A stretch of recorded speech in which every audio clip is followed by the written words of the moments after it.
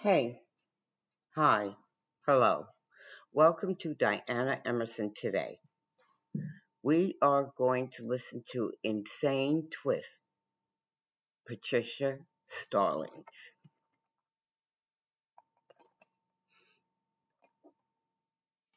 He was, hooked up to a respirator and all kinds of tubes going in and out of him, and it was awful. She took him from me and said, "It's over with. He's gone." I went up to the phone and it was David's voice, and he told me he died. I started begging that he could come up and see me, and the deputy on duty said he could. So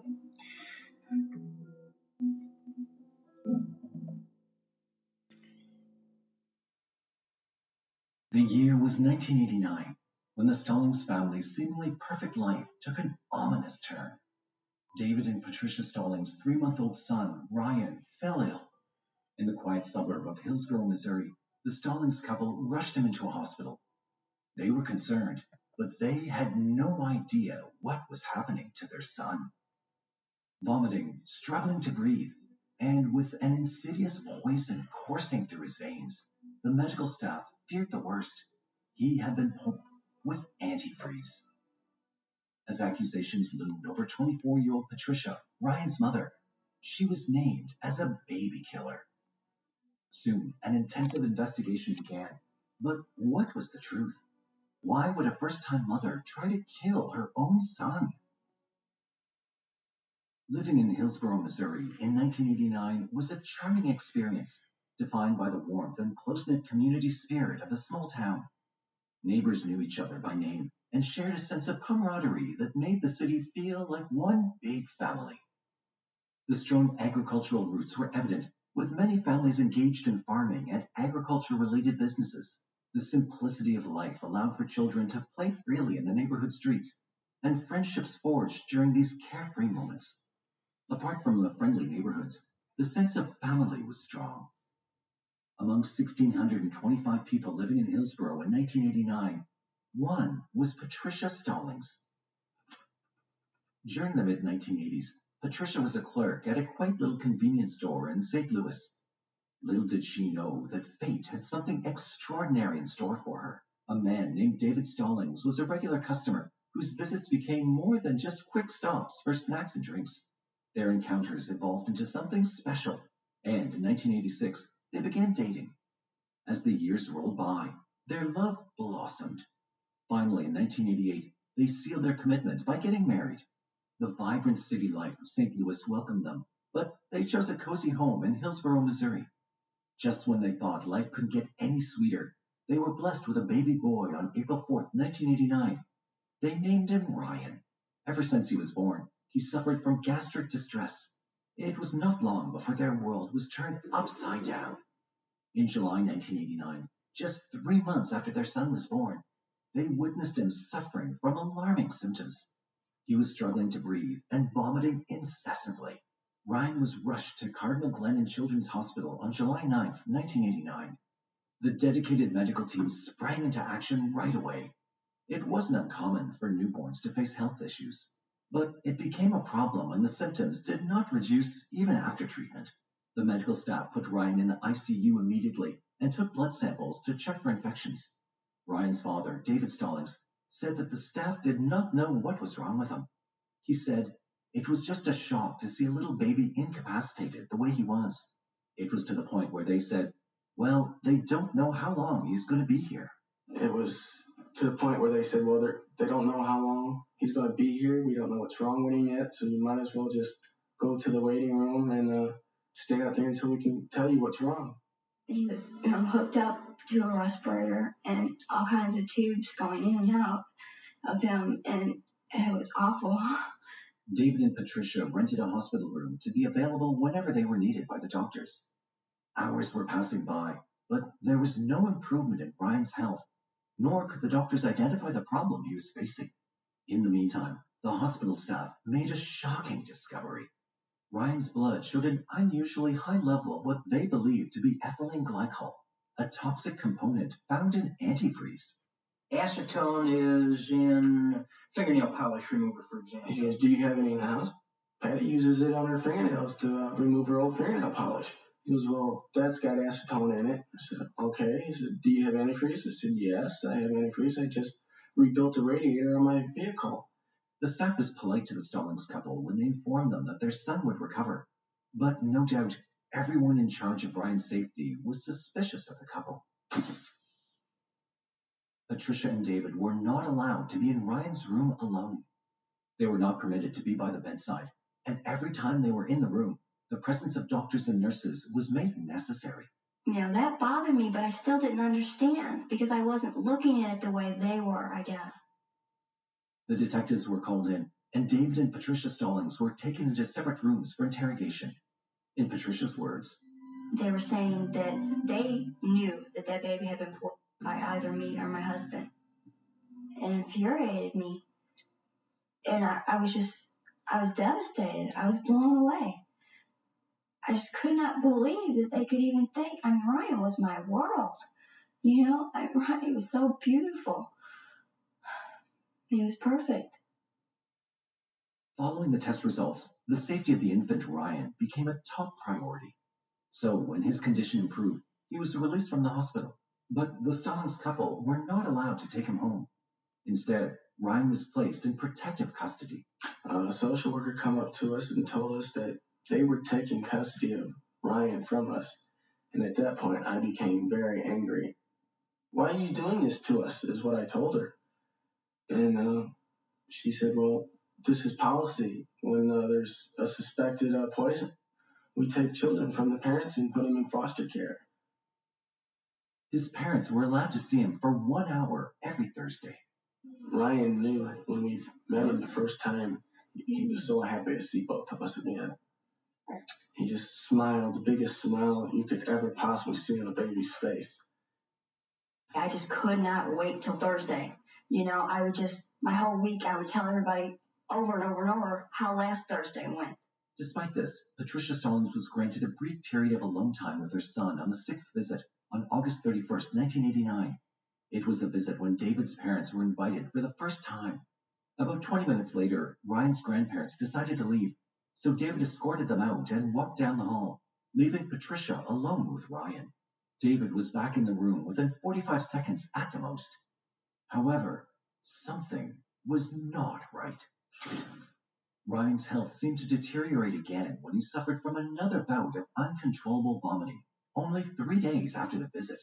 The medical team acted swiftly, and to everyone's surprise, the issue was that Ryan had been poisoned once again. Not only that, the detectives made an important discovery. They'd found antifreeze at the Stallings house. So, in the aftermath, on September 5th, 1989, when Patricia and David were getting into their car, some police officers asked them to stop. Patricia invited them into the house, but the officers told her that she wasn't allowed inside the house and immediately handcuffed her. Patricia Stallings found herself arrested on assault charges. I knew it wasn't true. I didn't care what they thought. I just thought, well, you know, I'll be home in a couple hours. This will be over with. You know, I'll get to go be with Ryan. And then the day turned into a night.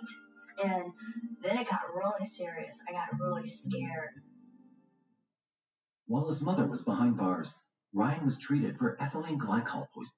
But everyone knew that he was slowly dying even after being placed on life support systems.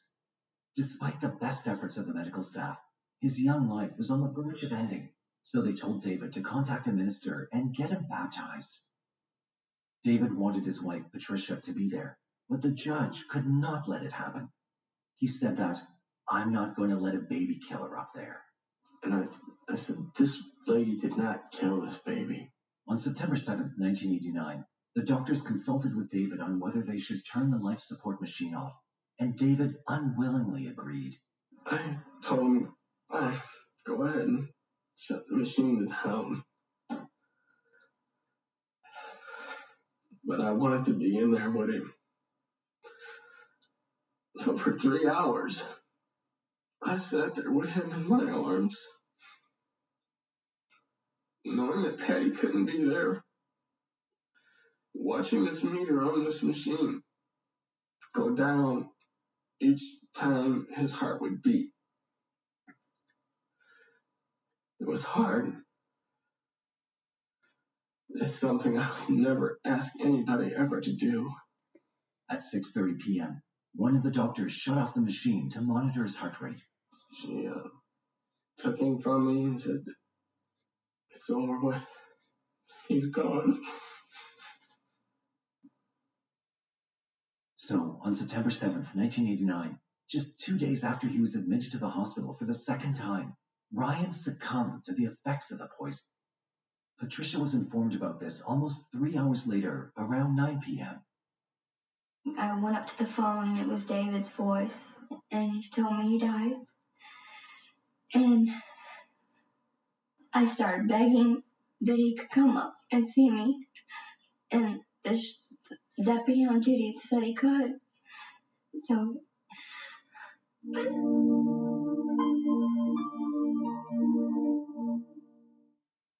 A 24-year-old mother had poisoned her own son, or that was something the news channels were reporting.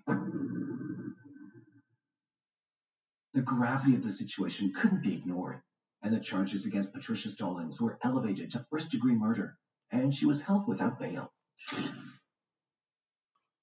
It was a much-reported case, and the severity of the crime was not about to go unnoticed. So when Patricia requested to attend her only son's funeral, she was denied that opportunity. The authorities sought to uncover the truth behind this devastating loss. While Patricia Stallings awaited trial, she discovered that she was pregnant again. Another chapter of heartache was about to unfold in front of her.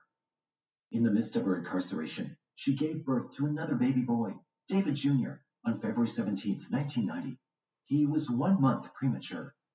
Tragically, he too faced a series of concerning symptoms, mirroring those that had affected his late brother Ryan, even though he'd not been in contact with his mother after his birth. In a twist of fate, David Jr., or DJ, was diagnosed with methylmalonic acidemia, MMA, a genetic condition that produces propionic acid, a compound different from ethylene glycol by just one carbon atom. It would be very simple to confuse the diagnosis of MMA with multiple poisonings because the symptoms are very similar.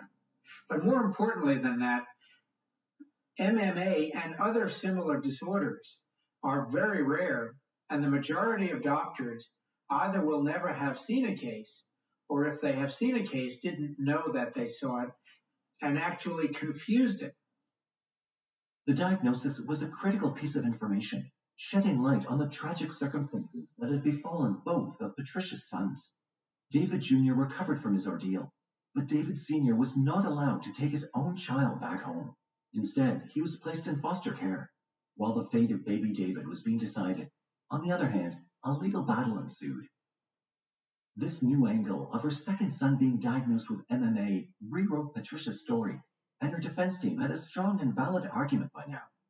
She said, her defense attorney, Eric Rathbone, sought to introduce the theory that Ryan had died of MMA, pointing to the siblings' diagnosis as a crucial factor. But the prosecutor, George B. McElroy, disagreed, considering the diagnosis irrelevant to Ryan's death. While her defense team claimed that she was alone with Ryan for about 45 seconds on the 6th visit, the prosecution claimed that Patricia had anywhere from 3 to 8 minutes, during which she fed Ryan using a bottle. They suspected that she poisoned that bottled milk with antifreeze, or ethylene glycol. David Stallings provided a testimony in his wife's favor, claiming to have seen the bottle. He said that Ryan was getting cranky, so he took the bottle out of the bag and started feeding him. David highlighted that there was no smell or discoloration. In his words, there was nothing done to that bottle. Absolutely nothing.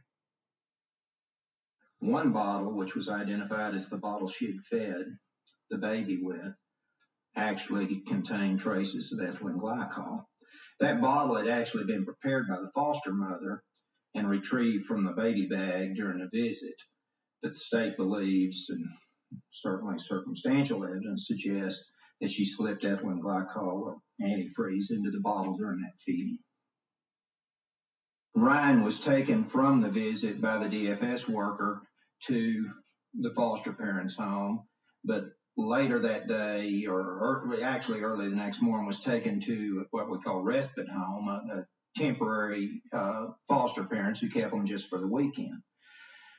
The second set of foster parents, not knowing what the child was like, may well have overlooked symptoms that the first set would have seen. When the defense team argued that Ryan died of natural causes, the prosecutor, McElroy, said, "You might as well speculate that some little man from Mars came down and shot him full of some mysterious bacteria." Soon enough, a significant breakthrough occurred in Patricia Stallings' case. Defense attorney Eric Rathbone managed to obtain copies of crucial notes written by assistant prosecutor John S. Applebaum. These notes revealed that the doctor who declared Ryan's death had indeed considered the possibility of an MMA diagnosis. However, at the time, no test had been conducted to confirm this potential medical condition. First cases in the family are often missed, and it's only when it recurs again that the medical practitioners are tipped off to the fact that this may well be a genetic disorder, and maybe the first child had that as well. The discovery of these notes opened up new avenues of inquiry and raised questions about the original assessment of Ryan's cause of death. Prosecutors, however, stood firm in their stance, asserting that ethylene glycol, found in Ryan's blood, and propylene glycol, that's formed due to MMA, were very different from one another. They emphasized that even if Ryan had MMA, they still believed he'd been poisoned. The revelation of these notes prompted further scrutiny of the evidence presented and the validity of the initial conclusions drawn by the prosecution. As the trial progressed, Patricia wanted her attorney to call character witnesses to testify on her behalf, but her wishes went unheeded. The presiding judge, Gary Kramer, concurred, ruling that the theory could not be advanced without concrete evidence that Ryan had indeed been affected by MMA. Ultimately, on March 4, 1991, the court found her guilty of first-degree murder, and she received a life sentence. David passed out after hearing the verdict and was rushed to the hospital. He knew his Patty could not have hurt her own child. The spotlight on Patricia Stallings' case intensified when it was featured on the television program Unsolved Mysteries on May 8, 1991. Among the thousands of people who watched the episode, there was William Sly, a biochemist from St. Louis University. The case was puzzling, to say the least, and he wanted to help shed light on it. So William collaborated with Dr. James Shoemaker, a skilled expert in the field, who served as the director of the metabolic screening lab at the university. William and Dr. James's collaboration led to a breakthrough revelation. The analysis of Ryan's blood confirmed that he had indeed suffered from methylmalonic acidemia, MMA, a condition that had not been previously identified during the initial investigation. This discovery was critical, but even so, the allegations against Patricia stood firm, because ethylene glycol, the toxic substance initially suspected, was not produced naturally in the human body, even in cases of MMA.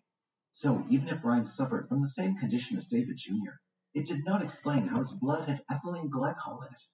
As the case gained further attention, Dr. Shoemaker sought answers and requested information on the methods used to measure ethylene glycol in Ryan's blood. Prosecutor George McElroy agreed to provide the necessary information. What happened next completely changed what everyone thought they knew about the case. The results revealed that propionic acid, a byproduct of MMA, had caused a result that careless observers might have mistaken for ethylene glycol. I've lost one child to MMA. My second child is stricken with MMA and may not live. He's a year old now, and they're still not sure how to treat him. I lost my freedom. I've lost everything. Dr. Shoemaker took the investigation a step further by sending samples of propionate-spiked blood to multiple laboratories who applied the same testing methods employed in the Stallings case. Some of these laboratories arrived at an incorrect conclusion, suggesting ethylene glycol poisoning as a cause. However, amid the confusion and conflicting findings, the collaboration and expertise of William Sly and Dr. Shoemaker continued to make strides.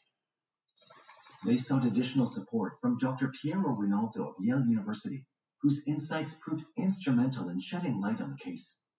Rinaldo's thorough examination led him to the conclusion that Ryan's death was not the result of ethylene glycol poisoning, but instead stemmed from MMA. With Rinaldo's testimony supporting the new understanding, a shift occurred in the perspective of prosecutor George McElroy. The mounting evidence, combined with Ronaldo's expert analysis, raised serious doubts about the previous poisoning theory. The possibility that Ryan had not been poisoned began to gain traction, leading to a reassessment of the case. Patricia was filled with hope. Patricia Stallings' legal journey took a positive twist on July 30th, 1991, when, after spending about 2 years behind bars, she was granted release pending a new trial. But she was not completely free yet. Patricia was placed under house arrest. As the legal battle continued, the weight of uncertainty and the toil of imprisonment took a toll on Stallings, causing her to lose a significant amount of weight. She said that during this testing period of her life, she relied on her Buddhist faith, from which she gained strength to continue fighting. On September 20th, 1991, a momentous announcement brought closure to the long-fought battle for justice. George McElroy, the prosecutor, held a press conference to reveal that all charges against Patricia Stallings were being dismissed. He offered an apology to her, expressing regret for the hardship she'd endured.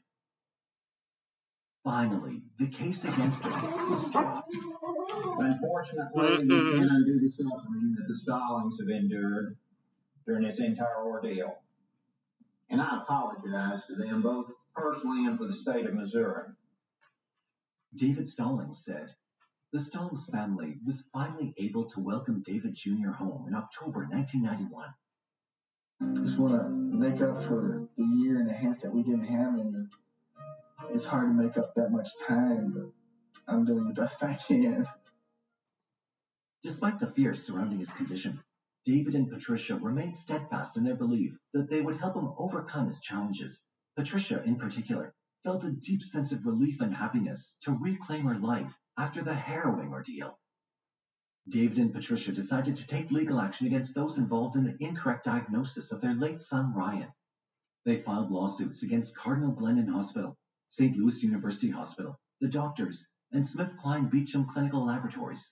They asserted that the hospitals had neglected to conduct additional testing, even after David Jr.'s correct diagnosis of MMA. In 1992, Cardinal Glennon, St. Louis University, and the doctors opted for an out-of-court settlement to resolve the matter. The following year, they also reached a settlement agreement with SmithKline. As a result of these legal victories, the Stallings family received significant financial compensation. However, life's challenges were not yet over for the family. Tragedy struck again when David Jr. passed away on September 17, 2013, at the age of 23.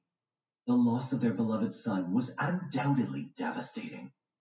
Adding to the heartache, David Stallings passed away on April 30, 2019, after a prolonged illness. From the heartache of losing her beloved son Ryan to the joy of being reunited with her second child, David Jr., Patricia's life journey was an emotional roller coaster. There are several cases of false accusations which do not yield the same happy results as in Patricia's case. Even though she won the legal battle, those 2 years spent under the pressure of being labeled a baby killer could not be reversed. Although David Jr. didn't live a long life, he spent his days with his family in their care and love. Patricia could have given the same support to her first son Ryan, but she was not even allowed to attend his funeral, let alone in his hospital room. At least Patricia's love enabled her second son to live 23 years of his life.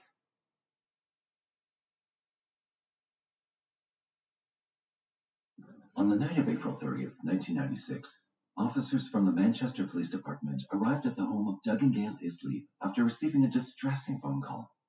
There's a robbery here. I think somebody shot in their bike. I just saw somebody over a fence. There, they found 54-year-old Gail slumped across the front seat of her car, with broken glass littering the ground and several bullet shell casings inside the vehicle. It was clear to the officers that Gail was dead. At first, it looked like a carjacking gone wrong, but Gail's murder left her family and neighbors in disbelief. But as the investigation deepened, police began to uncover a tale of jealousy, madness, and obsession. Who would want to harm kind-hearted Gail? And why had it been such an attack? Founded in the year 1672, the town of Manchester in Hartford County, Connecticut, slowly developed into an industrial center in the United States due to several rivers and brooks that provided hydropower to the paper and textile industry. Now, the 59,000 people who call it home enjoy the charms of small-town living with easy access to the booming retail industry.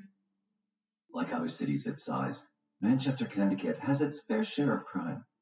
However, adhering to basic safety rules, like locking up homes and avoiding being out alone at night, can protect one from becoming a victim. Yet in 1996, crime found its way to the doorstep of Gail Isley and her husband Doug. Gail Roberta Morse Isley was born on October 6, 1941, to parents George and Ethel Morse. She was raised in Rumford, Maine, along with her brother George Jr. and sisters Kathleen and Meredith. In 1961, at the age of 20, Gail married Clarence Schultz. They had 3 children together, a son named Chris and 2 daughters named Leanne and Merritt. In 1966, the entire family relocated to Connecticut, but soon afterwards, their marriage ended in divorce. Gail married a second time in 1973, but that union too was short-lived. Gail began working as an office manager at Styro Sales in 1985, and it was while working there that she met Doug Isley. They married in 1992 and settled down in Manchester, Connecticut. Gail was a very well-loved person in their blended family. She was a devoted mother and grandmother, and everyone adored her loving and nurturing personality. Husband and wife who just minding their business, living their lives. Gail was a devoted mother, it's pretty obvious. She was a devoted grandmother. In 1995, she began working at the local Walmart as a sales assistant in the shoe department. Co-workers gravitated towards Gail's warm and easygoing nature. She was the type of person to offer a helping hand to anyone in need. She faced all challenges with a smile, never complaining about her own problems. But little did anyone know, Gail was fighting a private battle that was about to end in tragedy. It was a stormy night on Tuesday, April 30th, 1996, when the Walmart store manager told Gail and her co-workers they could finish up their shifts and leave at 10 p.m. She arrived home at around 10:50 p.m. Her husband Doug had just got up from the couch to open the front door when he heard a commotion outside as Gail pressed on the car horn several times. This was followed by multiple gunshots. Doug ran outside to make sure Gail was safe, but stopped in his tracks when he saw a man standing with a gun near her car door. He immediately ran back inside and grabbed his own gun before making a call to the Manchester Emergency Services. He told the dispatcher that there was a robbery in progress and a masked man had shot at his wife. There's a robbery here. I think somebody shot at my wife. I just saw somebody here with a mask. He remained on the line until officers from the Manchester Police Department arrived at the house. At the scene, officers saw that Gail was still in the car with her left hand clutching at her left temple.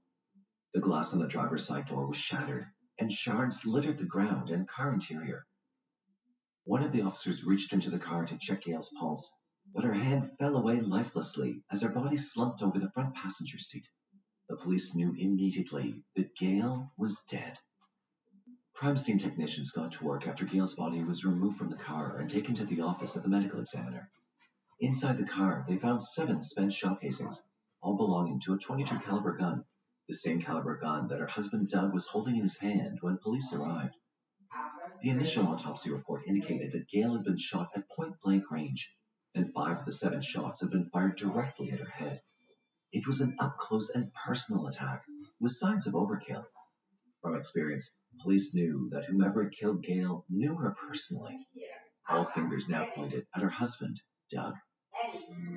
Well, naturally, we have a shooting. He's at the scene with a gun. That's going to be the first place you're going to consider something. Detective Paul Lombardo of the Manchester Police Department took the lead on the case. He split his team into 2 groups. One group set about questioning neighbors and other potential witnesses, while he and the other detectives took Doug into custody for questioning. Doug was taken to the police station and questioned about the events of the night. His gun was also confiscated and taken in for testing.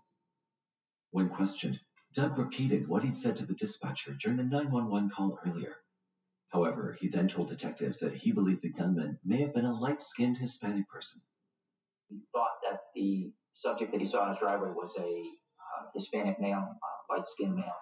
Detectives immediately pointed out that on the call to the dispatcher, Doug had described the man as wearing a mask. They also told Doug that he'd reported the incident as a robbery in progress, but none of Gail's personal belongings had been taken from the car. For Lombardo and his team, Doug's story seemed suspicious. However, the team that was questioning neighbors reported their findings to Lombardo within the hour. Several neighbors corroborated Doug's story of hearing gunshots. They also told police that they'd seen a white sedan pull away from the Isleib's driveway after the shooting. These eyewitness accounts were backed up by the ballistics report. Although Doug's gun was a .22 caliber revolver, it had not been fired recently, and all the bullets were accounted for. Doug was cleared and allowed to go home. Lombardo and his team returned to the crime scene to look for other clues and determine a possible reason for the shooting. One of their theories was that Gail may have been the victim of a road rage incident. Gail could have unintentionally cut someone off while driving on the highway, and the person may have followed her home and confronted her in the driveway before shooting at her and fleeing. One of the things that we looked at was the possibility that maybe this was a road rage type of incident. Maybe she someone on the way home, person on the way driving, taking some shots at her. But the new theory didn't sit well with Detective Lombardo and his team. From the various statements given by neighbors and Gail's own family, she was not a confrontational person. Everyone agreed that Gail was friendly and the most unlikely person to make an enemy. It was while trying to reconstruct the type of person Gail was that Detective Lombardo began talking to her daughter, Leanne. Leanne told the detective that Gail had started to behave strangely in the last few months. There were two incidents that stood out to Leanne. The first was when her mother started to hang blankets over the windows in the house. And I said something to her about it. I said, Mom, what are you doing hanging blankets from the windows? And her response to me was, well, you never know who could be out there looking in the windows. The second was when Leanne wanted to use her mother's car to run a quick errand, but Gail had refused. She parked behind me and I said, Mom, where are your keys? And she refused to let me take her car. She's like, oh, no, just move my car. I don't have enough gas. And she made up one excuse after another. Although Gail had remained vague about what had triggered this change in her behavior, her children knew something was off. I think that she felt like she was protecting us by not exposing us to any danger that might be around. Lombardo sensed he needed to get to the bottom of Gail's sudden change in behavior. He decided to interview the people she worked with daily at the local Walmart. On the morning of Wednesday, May 1st, 1996, Detective Lombardo made his way to the Walmart where Gail worked. The store just opened for business, making it easier to interview her coworkers. They only had good things to say about Gail, but they also mentioned an interesting bit of information. According to Gail's coworkers, she'd been having problems with a fellow employee named Tyrone Montgomery. He was 25 years old and worked in the sporting goods department. Tyrone became good friends with Gail, but had soon started making advances towards her. Employees told Lombardo that Tyrone had become obsessed with Gail.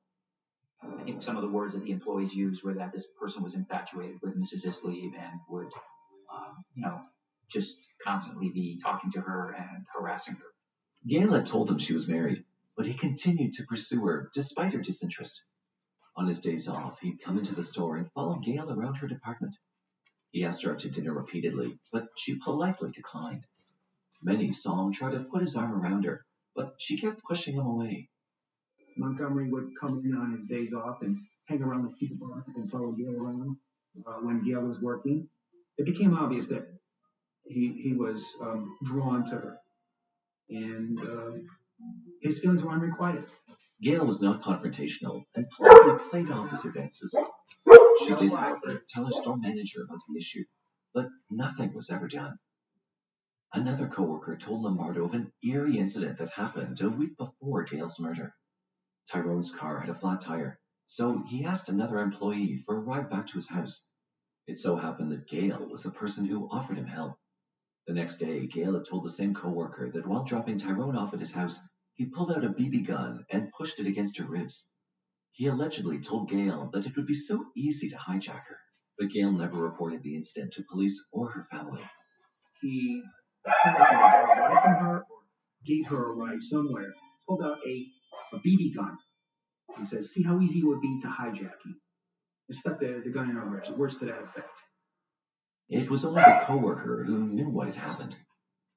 After he questioned the employees, Lombardo noticed the store had a gun department. He checked through the records to see if Tyrone had bought a gun from the store, but there was no record. However, Tyrone's actions were raising major red flags, and Lombardo knew it was time to question him. From employee records, detectives were able to get a hold of Tyrone's home address. However, when they arrived at his house on the afternoon of May 1st, 1996, he was nowhere to be found. What they did find was a white sedan parked in the garage.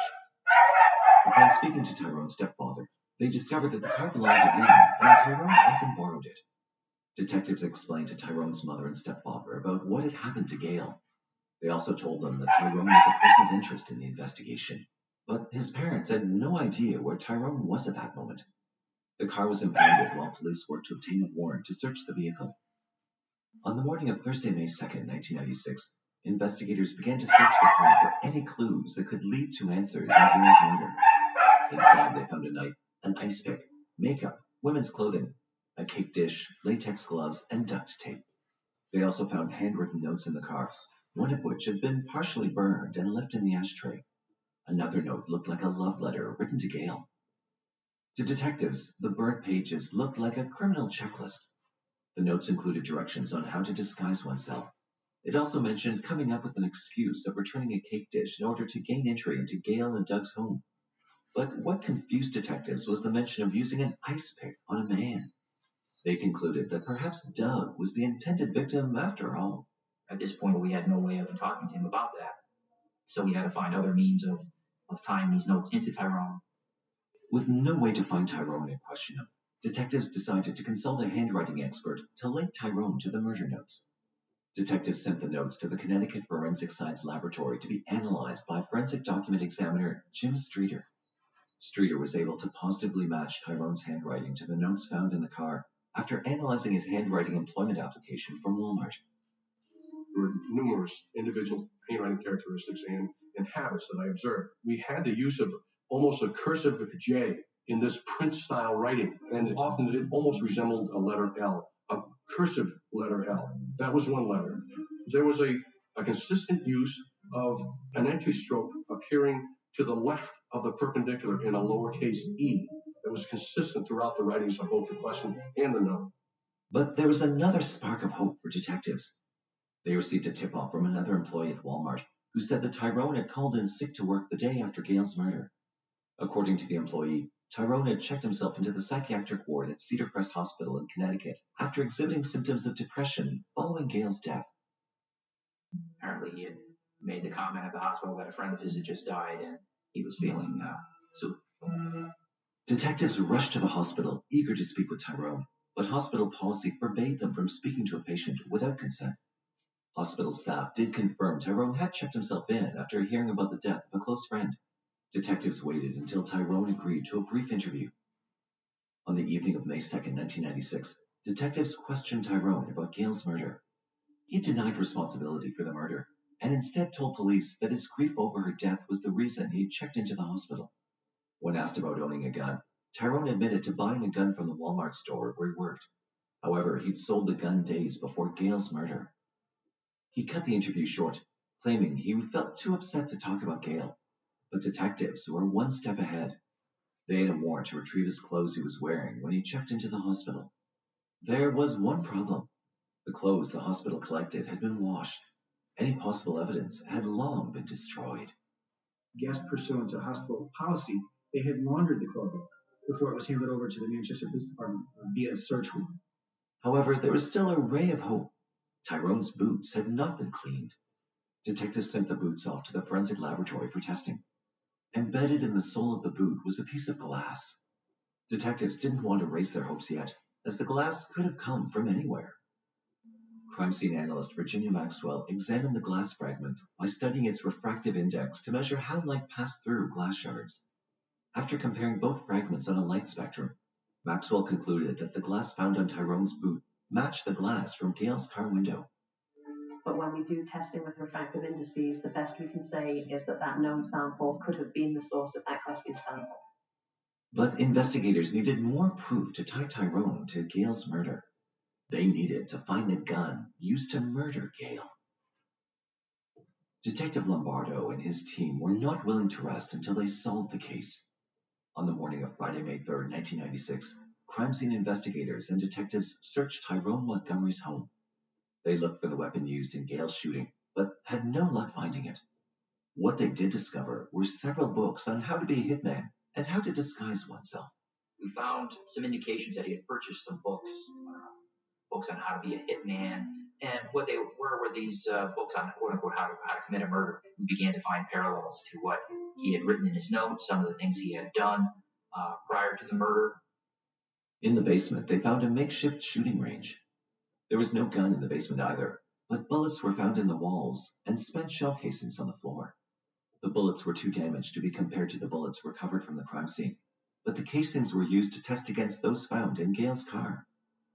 Ballistics expert Edward Jacomowitz compared the casings from Tyrone's basement to those found at the crime scene.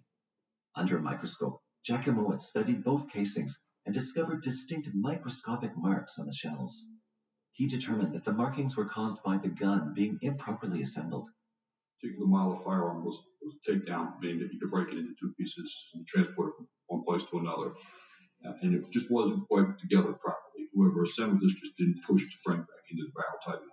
So there was about a millimeter gap between the frame and the barrel. In his findings, Jacomowitz concluded that the gun used to kill Gale was the same gun that was fired in Tyrone's basement. Detectives and prosecutors now felt confident that Tyrone was their suspect. The handwritten notes, glass fragments, and shell casings were enough evidence to tie him to Gale Isleep's murder. On Friday, May 3, 1996, Tyrone Montgomery was arrested and charged for the murder of Gale Isleep.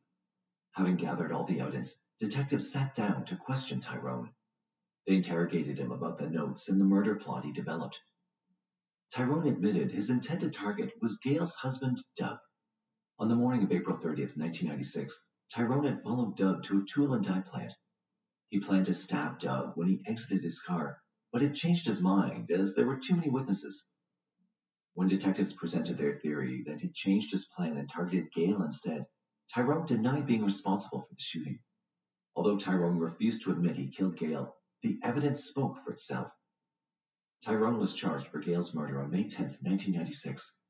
He was held at the Hartford Correctional Center on a bond of $1.5 million. Detectives still needed to find the weapon. They revisited the manager of the gun department at Walmart, armed with Tyrone's confession of the gun purchase. The manager confessed that, upon hearing about Gale's murder, he'd altered the logbooks to make the gun untraceable on their system. He then provided detectives with the original logbook entry and serial number. Detectives traced the gun to the new owner in Middletown, Connecticut, on August 24, 1996. The gun was tested by the ballistics department. The results proved that it was the same weapon used to kill Gale and matched the shell casings found in Tyrone's basement.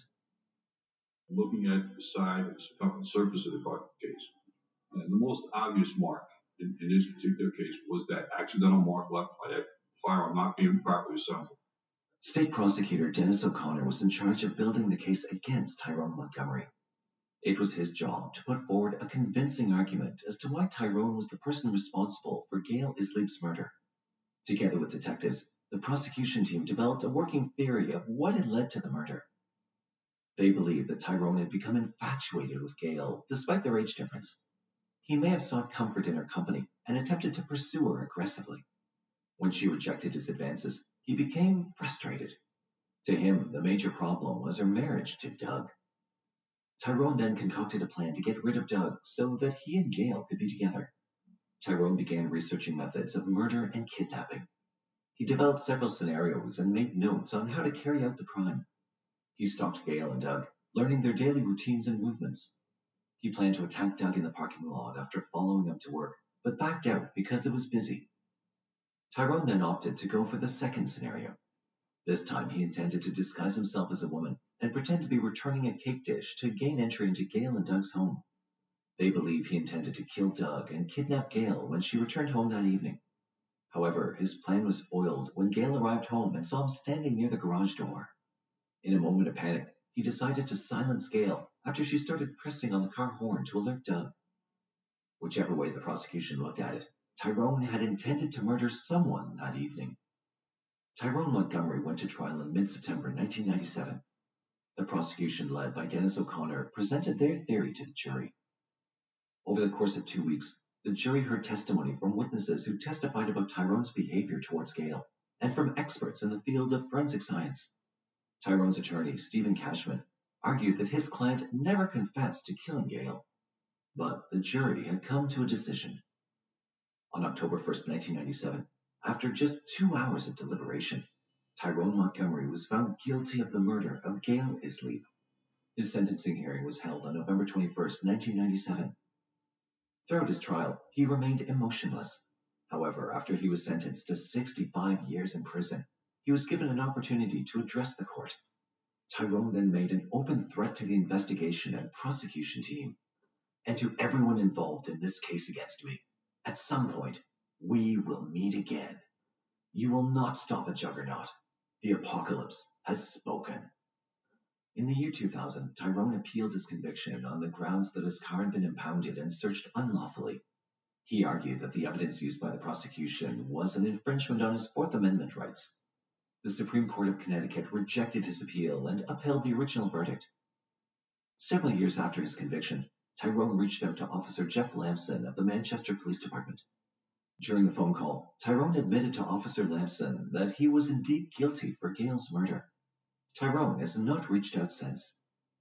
He remains incarcerated at the McDougall Walker Correctional Institute in Suffield, Connecticut, and is expected to be released in 2061 at age 90. Gail's family spoke to the media about how the untimely loss of the beloved wife and mother had impacted their lives.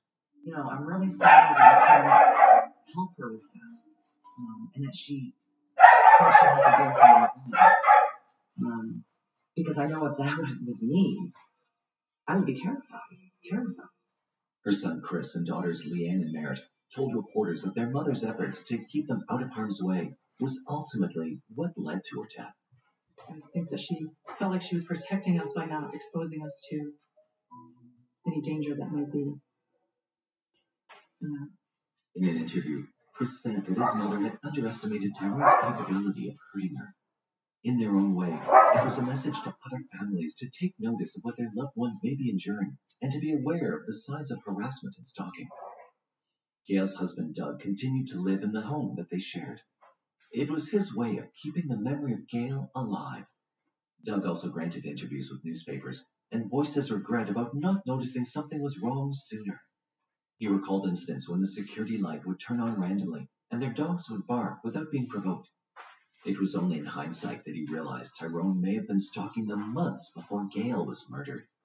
He said that Gail had often spoken kindly about Tyrone as a hardworking kid who was trying to make it on his own. Doug believed that Gail's nurturing and motherly personality was what attracted Tyrone to her in the first place. After the investigation, Gail's family filed 2 lawsuits against Walmart for being negligent in preventing a murder. The first lawsuit was filed against the management team for failing to recognize the danger that Tyrone posed to Gail, despite the complaint she'd made. The second lawsuit was about the store's failure to promptly log the sale of the gun bought by Tyrone Montgomery. What became of the lawsuits remains unknown, as there have not been any further reports on the case. Gail Isley's murder ranks among the most tragic cases covered by our channel.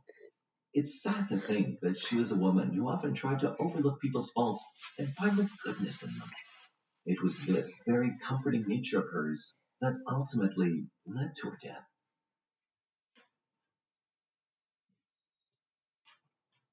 I don't have a body.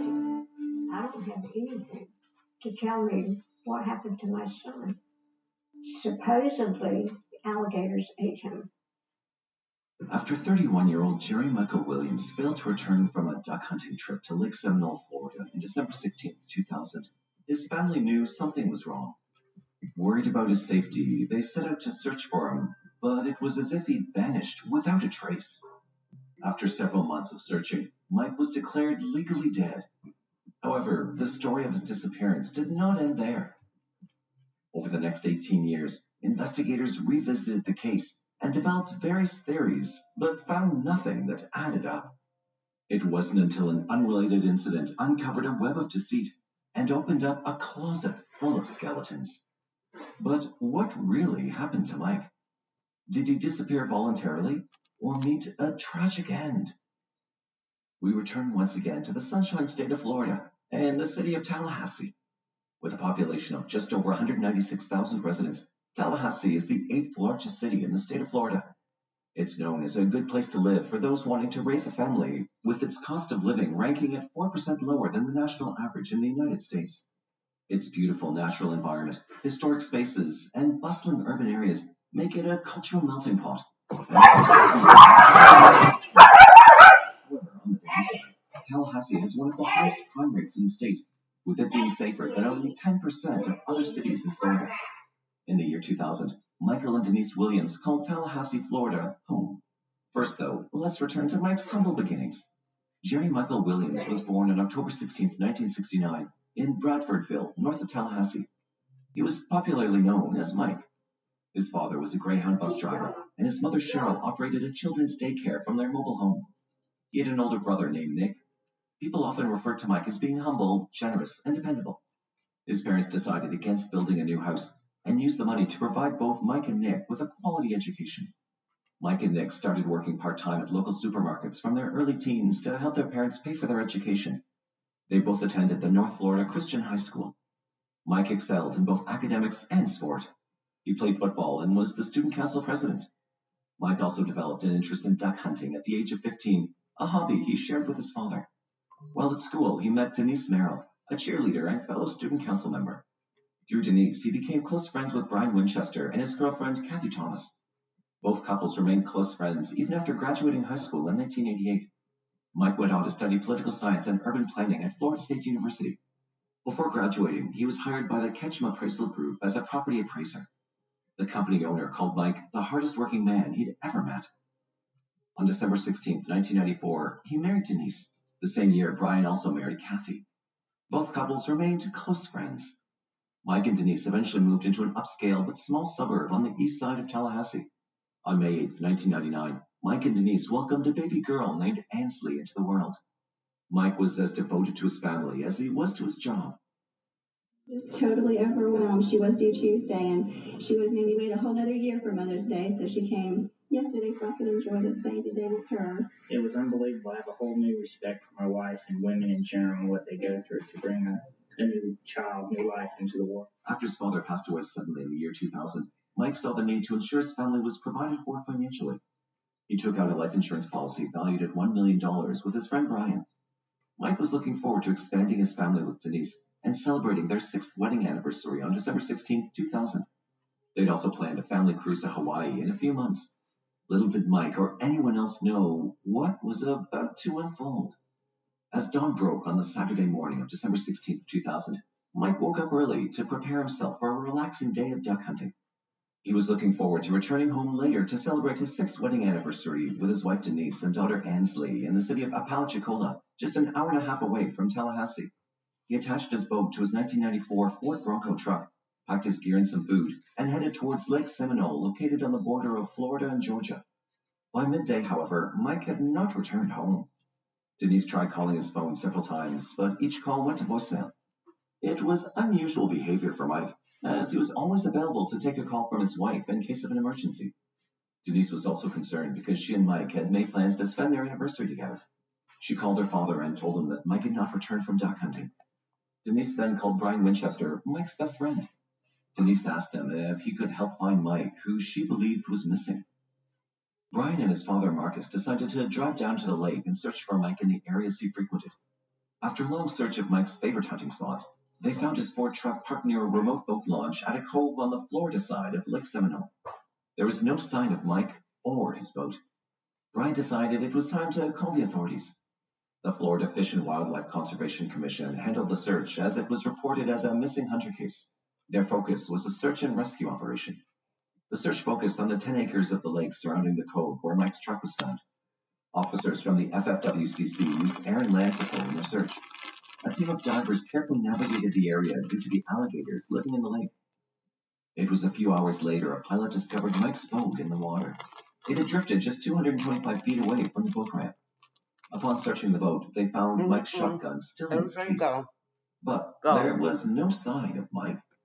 Divers, too, had no luck in finding any trace of Mike in the search area. Deputies from the Jackson County Sheriff's Office also joined the search as additional manpower was needed. From what investigators discovered at the scene, there were no signs that suggested foul play. Unfortunately, that night, A storm rolled in, bringing with it a cold front that delayed the search for Mike. At the time, investigators believed that Mike had been the victim of a boating accident. They theorized that Mike's boat could possibly have hit one of the many protruding tree stumps in the lake, causing him to fall over and drown. Having found none of his hunting gear on the boat, they concluded that he was wearing his hunting gear at the time of the accident. It was a strong possibility his gear may have filled with water and dragged him to the bottom of the lake. Furthermore, investigators determined that Mike may have been attacked and dismembered by the alligators that populated the lake. Investigators explained this theory to Mike's family, but his mother Cheryl refused to believe it. I don't have a body. I don't have anything to tell me what happened to my son. Supposedly, alligators ate him. As the search resumed, Cheryl herself hired a private search team to help locate Mike. If Mike had drowned and then been attacked by alligators, investigators were sure his body would eventually float to the surface of the lake. Days turned to weeks, and weeks turned to months. By February 2001, the search had come to a standstill. There was no sign of Mike.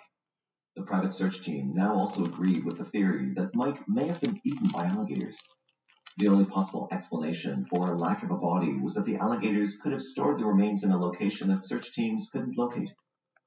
A day after the search was called off, Denise held a memorial service for Mike.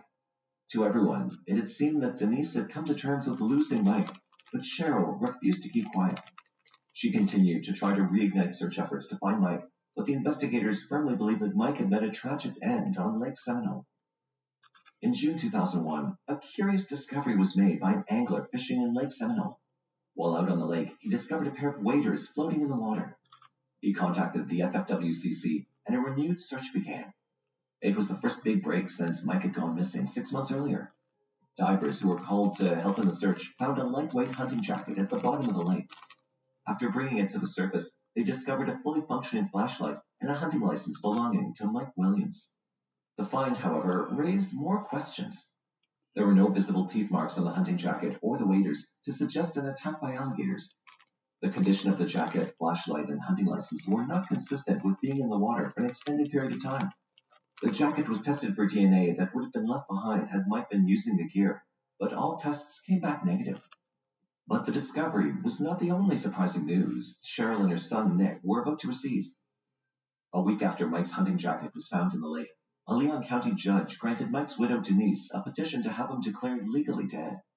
A process that normally took 5 years in the state of California was granted in a matter of 6 months. The decision allowed Denise to begin proceedings to access Mike's life insurance. She was able to cash out 3 life policies with an accumulated value of $1.5 million. Denise, it seemed, had moved on and refused to search for Mike or seek any further assistance. The entire situation seemed suspicious to Cheryl, who believed there was something more to the case. She had not been made aware that Denise had petitioned for Mike to be declared legally dead. She vowed not to give up her fight for justice. After trying and failing to have the investigation into Mike's disappearance reopened, his mother Cheryl took the matter into her own hands again. She strongly believed that Mike had not drowned in the lake. As far as she knew, Mike had been highly experienced in duck hunting and took all the precautions he needed before setting out on a trip. Cheryl turned to taking out advertisements in the local newspapers, granting local reporters interviews, and going as far as to put up billboards seeking answers about Mike. Having lost her husband and now her son, it had been too hard for her to process that Mike simply vanished. She'd kept notes on Mike's investigation and even made her own investigation into the alligator theory. This, however, created tension between her and Denise. Following Mike's death, Denise had remained on good terms with Cheryl. But as time passed and Cheryl remained relentless in her search for Mike, Denise grew angry. She issued Cheryl and Mike's brother Nick with an ultimatum to stop the investigation or they would never see Ansley again. According to reports, an article in the Tallahassee Democrat led to a confrontation between Denise, Cheryl, and Nick in August 2001. Denise had called Cheryl and Nick over to the home she once shared with Mike. The talk turned into a heated confrontation between Denise and Cheryl, with Denise accusing her mother-in-law of being stubborn. Denise added that she was tired of seeing articles about Mike and his disappearance in the paper and on billboards in the city. She just wanted to have a chance to get on with her life. Cheryl faced the possibility of losing contact with her granddaughter Ansley, but she could not give up on her son. After Mike disappeared, she threatened me. She said, if you do anything to get a criminal investigation, you're going to lose access to Ansley. my granddaughter. I'd already lost my husband. I lost Michael. And now she's telling me I'm going to lose Ansley. Mike's case was reopened in 2004 after Cheryl lobbied for the Florida Department of Law Enforcement to take a fresh look at the evidence they initially collected. Over the course of 4 years, Cheryl remained active in the investigation and took her evidence to the department. One of the theories she helped dispel was that of the alligators devouring Mike's remains. Through independent research and seeking out an expert, Cheryl was able to learn that alligators do not feed during the cold winter months. This evidence was brought to the department officials who conducted their own investigation into alligator feeding habits. It was proven correct, and the initial belief that Mike was eaten by alligators was debunked by several experts.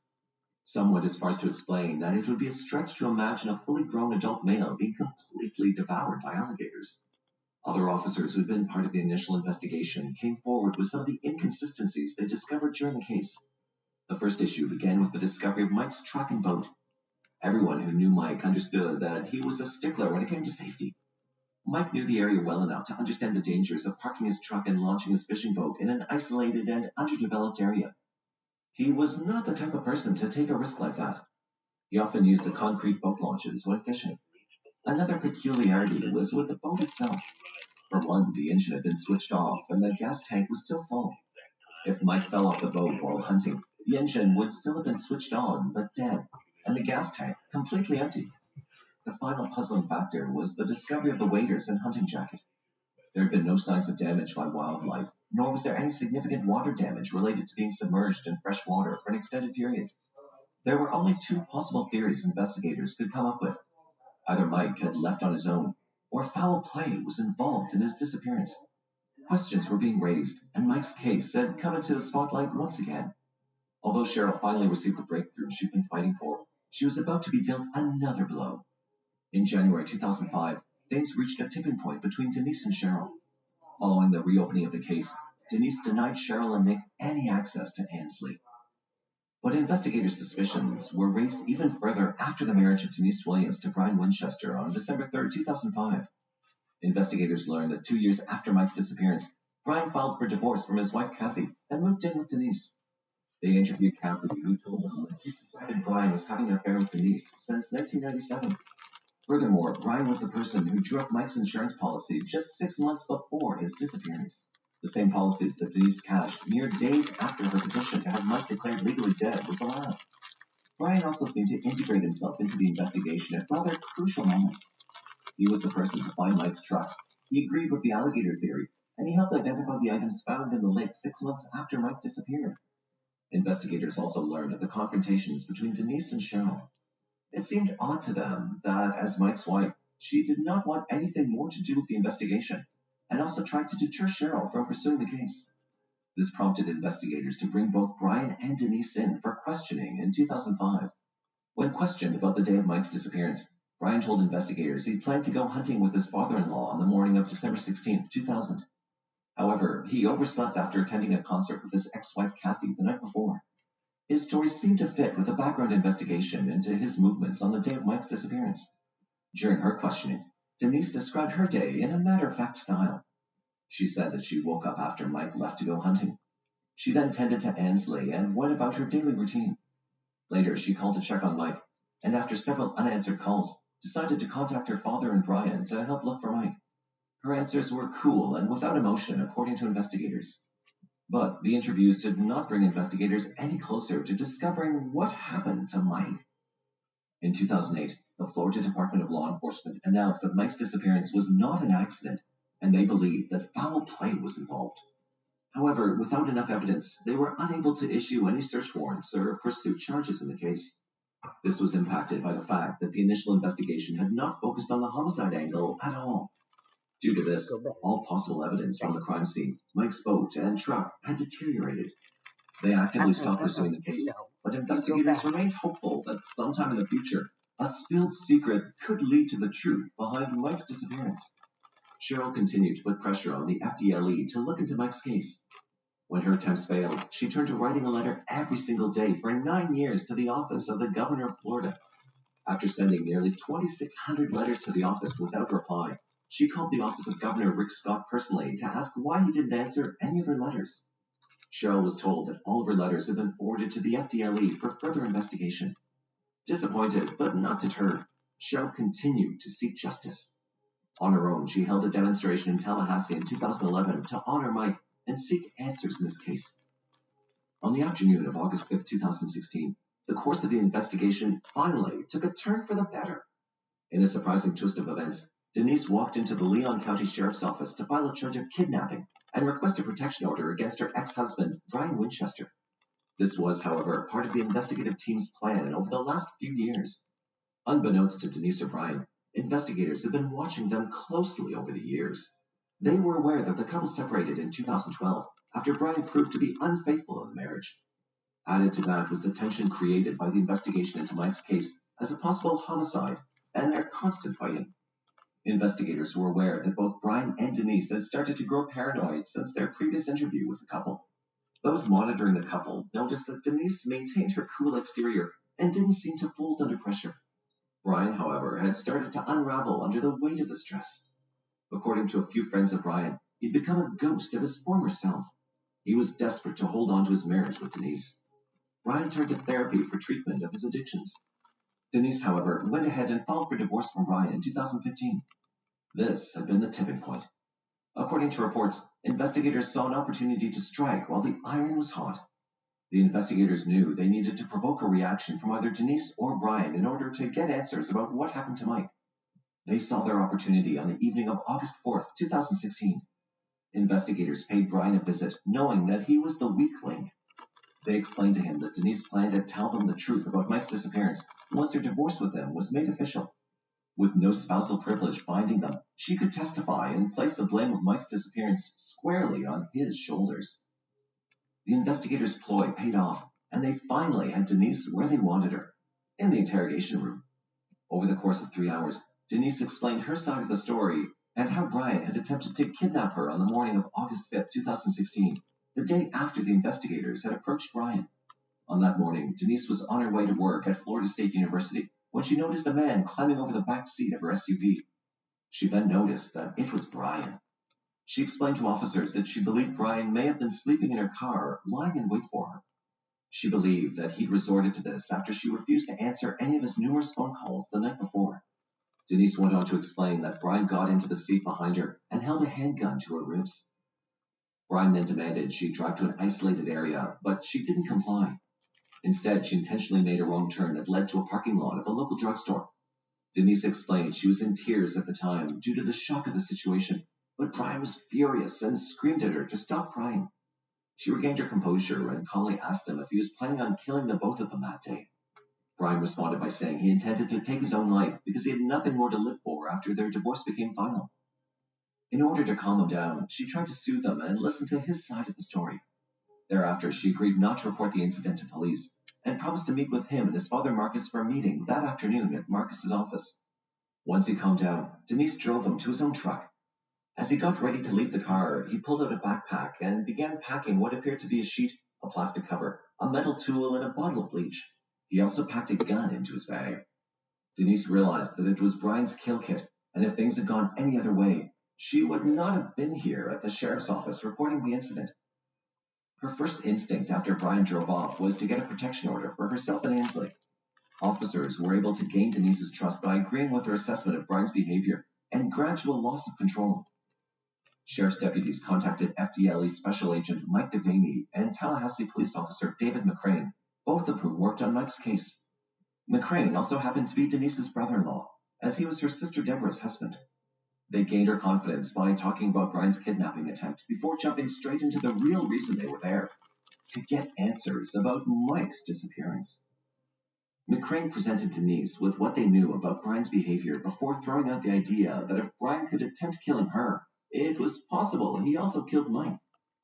I'm wondering if she was taking it to the same place today that he buried Mike, because he's done it before. You have to wrap your mind around it, Denise. That is what he has done, and he's willing to do it again. He is going to kill you. Think not. He slept in your car and waited for me. But I don't think he slept out the window time. He was watching you. He watched Mike. I watched Mike stay in that office every night till 11 o'clock at night, all the time. Mike was so predictable. Every now and then I talked to him, and then I wouldn't need to talk to him. So predictable. He waited for it that day. Was it? He was missing for 5 or 6 hours, Brian? The day of? Well, a lot of people know. Missing? Yeah. Denise stubbornly refused to believe Brian was capable of such a horrific crime. McCrane reminded Denise of an incident with Brian and an ex-boyfriend in Atlanta from 2003, but Denise still refused to believe that Brian could have been a killer. Denise denied having any knowledge of Mike's disappearance. It was then the turn of Officer Devaney. He cut through her explanation of the kidnapping that occurred earlier that day and went straight to the point of Mike's disappearance. Denise remained steadfast and denied any knowledge of Mike's whereabouts. When he told her they had video evidence linking her to Mike's disappearance and a subsequent cover-up, she told him that she was starting to feel uncomfortable, and the interview with Devaney was concluded. If I say we're totally aware of what we did, the videos, you probably don't want to talk about that. Did you say what? The videos? I would have to see it. Oh, that's not going to happen. But you're clueless when I say videos. Yeah. You, Kathy and Brian? I would have to see them. Yeah. You have no idea what I'm talking about. You don't say you've never seen it. No, I'm just starting to feel very uncomfortable. Okay. Brian was eventually found and arrested on charges of attempted kidnapping, domestic assault, and armed burglary. At Brian's arraignment, Denise read a statement that begged for the judge to deny a bond for both her and her daughter's safety. She told the judge that she couldn't sleep because all she could feel was the gun pushing into her ribs and hearing Brian's threatening to end his life. Brian was held without bond. On December 19, 2017, Brian's sentencing hearing was held. He pleaded no contest to all charges leveled against him. Prosecutors asked that Brian receive a 45-year sentence because he was capable of repeating the crime for which he'd been charged. Denise again read a statement at Brian's hearing and pleaded with the judge to consider giving him a life sentence. She believed he was capable of finishing what he started if he was released early. He will finish what he has started. I'm asking you to sentence him to life in prison for the crimes he has committed. It comes down to my life or his, and I'm asking you, please, choose life. Thank you. Brian's defense argued that he should receive the 10-year minimum sentence, as on the day of the kidnapping, he'd suffered through great emotional stress. Upon learning of his mother's cancer diagnosis, the impending divorce from Denise, and the loss of custody of his son to his ex-wife Kathy, he lost control. Brian, too, read a statement in which he stated that he didn't intend to harm Denise, but knew that the incident hurt her deeply. He expressed his remorse openly. Did I have any intentions of harming Denise? Nor would I. Nonetheless, I do know that she was hurt by my actions, and again, I am truly sorry. Upon hearing all sides, the judge sentenced Brian to 20 years in prison at the Wakula Correctional Facility near Tallahassee, and another 15 years of probation. Wait, what? Mike's family, especially his mother Cheryl and brother Nick, were devastated with the outcome. Not once had Mike been mentioned during the case, nor was Brian's involvement highlighted in his disappearance. Mike's family and friends were left defeated by the sentencing. But the story of Mike was not about to be forgotten. In an unexpected twist, Special Agent Mark Perez of the FDLE made a startling announcement a day after Brian's sentencing. On December 20th, 2017, the investigators announced that Mike's remains had been found. This was confirmed through DNA testing later that week. His remains were discovered at the dead end of Gardner Road in Leon County, just 5 miles from where he grew up. Investigators did not reveal the manner in which Mike had met his tragic end, but confirmed that the case was being investigated as a homicide. Investigators continued to monitor Denise and brought Kathy Thomas, Brian's ex-wife, on board as an informant. Denise made contact with Kathy just a week after Brian's sentencing. Kathy played along as their conversations were being taped. Denise had wanted Kathy to pass along a message to Marcus, Brian's father. The message was to let Brian know she was not going to talk. Kathy tried several times to get Denise to talk, going as far as to lie about being called to testify about Brian's affair with Denise. She then dropped a bombshell. Kathy told Denise she knew about the plan that she and Brian hatched to have Mike murdered. Kathy explained that Brian lost his temper once and told her everything about the murder. Investigators analyzed the call and came to the conclusion that at no point did Denise deny having any part in Mike's disappearance. All Denise seemed concerned about was how much Brian had told Kathy.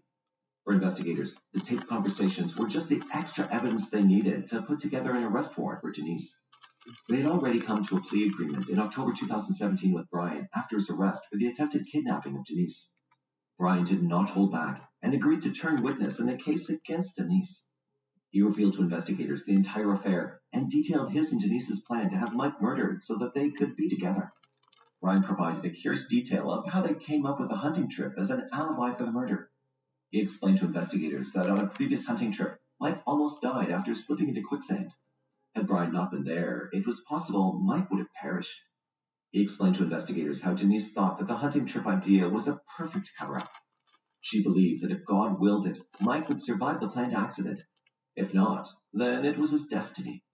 Denise also didn't want to fight for custody over Ansley, and was in a hurry to have Mike's life ended because she didn't want her daughter growing up with memories of Mike.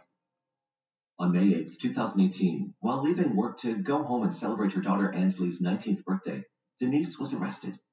She was charged for first-degree murder, conspiracy to commit murder, and accessory after the fact. She was detained at the Leon County Detention Center, awaiting a bond hearing.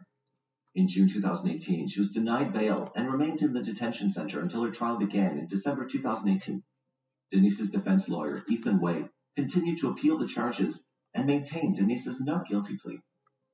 On December 11, 2018, Denise's trial began. Opening statements were heard on that day, and the prosecution argued that Denise preferred to be known as a widow rather than a The next person to testify in the case was Brian Winchester. Okay, He told the Lulu. court of their affair and how the plan to have Mike killed immediately Lulu. after an accident came about. And another option was that the four of us would go out on a boat to the Gulf, and basically that Kathy and Mike would be pushed overboard, and that Denise and I would find a buoy way offshore that we could hold on to and either let the boat sink or let the boat take off on its own or whatever and make it look like we had an accident on the water. And that Denise and I had survived the accident. Throughout the trial, Denise remained emotionless, listening as witness after witness came forward exposing what they knew about her involvement in Mike's disappearance. During a cross-examination, Brian admitted that he was a liar and a murderer, but explained that his attorneys advised him to tell the truth and receive a deal for giving testimony of Denise's involvement in Mike's disappearance and murder. In the end, her defense team argued that there was no evidence tying Denise to Mike's disappearance, nor was there a confession from Denise that she played a role in Mike's murder. They went after Brian instead and pointed out the deal he made and the motivation he had to murder Mike. On December 14, 2018, the jury found Denise guilty on all charges after deliberating for 8 hours. In February 2019, Denise was sentenced to life imprisonment at the Florida Women's Reception Center. The only person to speak at the sentencing, apart from the lawyers, was Cheryl Williams, who told the court that justice had finally been served. Judge Hankinson, there is no amount of prison time that will bring Mark back to me. I don't know if I will ever have Ansley in my life again because of the damage her mother has done. I am asking you to lock Denise Merrill Williams Winchester up for the rest of her life with no chance of parole. She has already lived 18 years longer than my son. 5 months later, in July 2019, Ansley was awarded all the assets of her late father's estate and the insurance money received by Denise. She was awarded this with a caveat that she could in no way use the money to help pay for her mother's legal fees, or else she would face a hefty penalty. In January 2020, Denise appealed her life sentence conviction before the Florida First District Court of Appeals. Her lawyers argued there was no evidence linking her to the actual crime. In November 2020, her murder conviction was overturned, but the conspiracy charge remained in place. Denise Williams' release date is set for April 25, 2047. She will be 78 years old before she sees the outside world again. Brian was moved to the Madison Correctional Institute in Florida to serve out the remainder of his sentence. His current release date is set for July 30, 2036, when he'll be 67 years old. Mike and Denise's daughter, Ansley, has maintained her mother's innocent and placed the blame on Brian Winchester. She refused to speak with any media outlets regarding the outcome of the case and her personal life. According to reports, Cheryl and Nick Williams have also had no luck in making contact with Ansley. Cheryl maintains there is so much she wants to tell Ansley, but most of all, she wanted her to know that her father Mike loved her dearly. For Cheryl, it's been hard knowing not only did she lose her son, she also lost her granddaughter. The case of Mike Williams is as sad as it is twisted. Not only did a good man lose his life, but for years, those responsible continued to benefit from measures he took to ensure his family's future. Do you believe that Brian only dragged Denise into the conspiracy out of revenge? Or is Denise equally guilty for Mike's murder, even if she didn't pull the trigger?